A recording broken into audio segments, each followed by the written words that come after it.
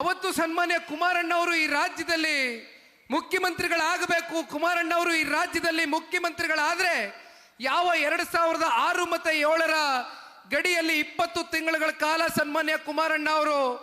ಇಂದಿನ ನಮ್ಮ ಮಿತ್ರ ಪಕ್ಷದ ಜೊತೆಯಲ್ಲಿ ಸಮ್ಮಿಶ್ರ ಸರ್ಕಾರವನ್ನು ರಚನೆ ಮಾಡಿದ್ರು. ಅವತ್ತು ಅತ್ಯಂತ ಅಲ್ಪ ಅವಧಿಯಲ್ಲಿ ರೈತರಿಗೆ 2600 ಕೋಟಿಯಷ್ಟು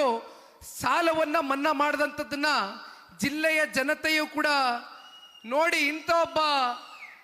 ರೈತ ನಾಯಕ ರೈತರಿಗೋಸ್ಕರ ಇವತ್ತು ಅವರ ಜೀವನವನ್ನು ಮುಡಿಪಿಟ್ಟಿರ್ತಕ್ಕಂಥ ಸನ್ಮಾನ್ಯ ಕುಮಾರಣ್ಣ ಅವ್ರನ್ನ ಮತ್ತೊಮ್ಮೆ ಈ ರಾಜ್ಯದಲ್ಲಿ ಮುಖ್ಯಮಂತ್ರಿಗಳಾಗಿ ನಾವು ನೋಡಬೇಕು ಅಂತಕ್ಕಂಥ ಹಿನ್ನೆಲೆಯಲ್ಲಿ ತಾವೆಲ್ಲರೂ ಕೂಡ ಮಂಡ್ಯ ಜಿಲ್ಲೆಯಲ್ಲಿ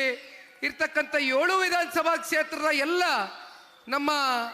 ಹಿರಿಯ ಶಾಸಕರಿಗೆ ನೀವೆಲ್ಲರೂ ರಾಜಕೀಯವಾಗಿ ಶಕ್ತಿಯನ್ನು ತಂದುಕೊಟ್ಟು ಕುಮಾರಣ್ಣ ಅವ್ರನ್ನ ವಿಧಾನಸಭೆಯ ಮೆಟ್ಲು ಹತ್ತಕ್ಕಂಥದ್ದಕ್ಕೆ, ಮುಖ್ಯಮಂತ್ರಿಗಳಾಗಿ ಪ್ರಮಾಣ ವಚನ ಸ್ವೀಕಾರ ಮಾಡ್ತಕ್ಕಂಥದ್ದಕ್ಕೆ ನೀವೆಲ್ಲರೂ ಕೂಡ ರಾಜಕೀಯವಾಗಿ ಶಕ್ತಿ ತಂದುಕೊಟ್ಟಂಥ ದಿನ ನಾವು ಯಾರು ಕೂಡ ಮರೀಲಿಕ್ಕೆ ಸಾಧ್ಯ